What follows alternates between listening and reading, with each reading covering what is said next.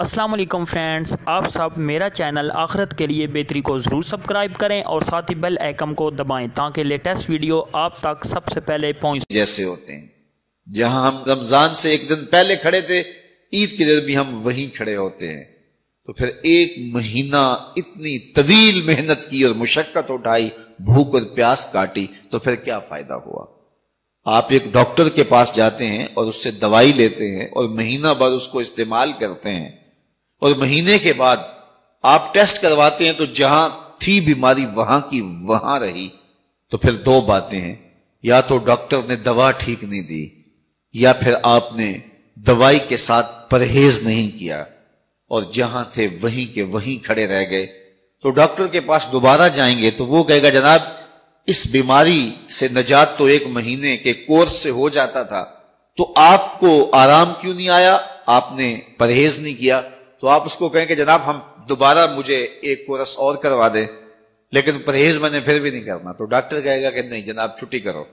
अगर दवाई लेनी है तो उसके साथ जो एहतियाती तदाबीर मैं बताऊंगा उनको इख्तियार करना होगा।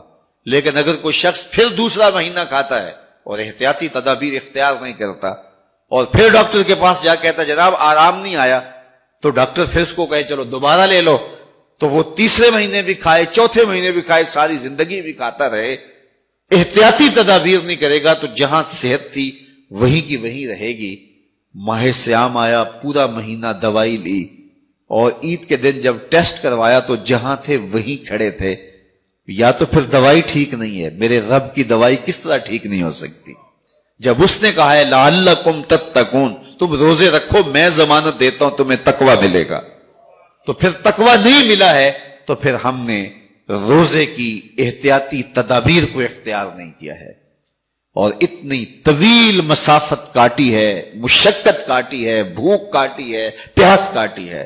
लेकिन अगले साल हम फिर आए तो हम फिर उसी तरह वो मुशक्कत काटने लगे और एहतियाती तदाबीर हमने फिर इख्तियार नहीं की। तो साहिबो ये माह सियाम जिंदगी में एक बार फिर आया है, इसको एहतियाती तदाबीर के साथ गुजारो। मल्लम यदा कौल ज़ूर वल अमल बिही फलैसा लिल्लाहि हाजतुन फी यदा तामहु व शराबहु, कहा जो झूठ और झूठे उमूर और काम नहीं छोड़ता उसके भूखा और प्यासा रहने की कोई जरूरत रब को नहीं है। वो रोजे के जरिए से तुम्हारी तहजीब नफ्स करना चाहता है, तुम्हारे मन को संवारना चाहता है, तुम्हारे अंदर की गलास्तें दूर करना चाहता है, लेकिन तुम उसको एहतियाती तदाबीर के साथ लेने के लिए आमादा नहीं हो तो काटते रहो, हर साल मुशक्कत काटते रहो। 40 साल 45 साल 50 साल हो गए रोजे रखते, हर साल ये होता है कि 29 शाबान को जहां खड़े होते हैं 1 शव्वाल को भी वहीं खड़े होते हैं, तो फिर क्या फायदा इतनी मुशक्कत उठाने का? तो माह सियाम जिंदगी में हमें एक बार मिला है, एक बार जरा इसको एहतियाती तदाबीर के साथ गुजार के देखिए तो आप देखेंगे कि ये रोजा किस तरह मन के अंदर रोशनियां डाल देता है और किस कदर तकवे का नूर नसीब होता है।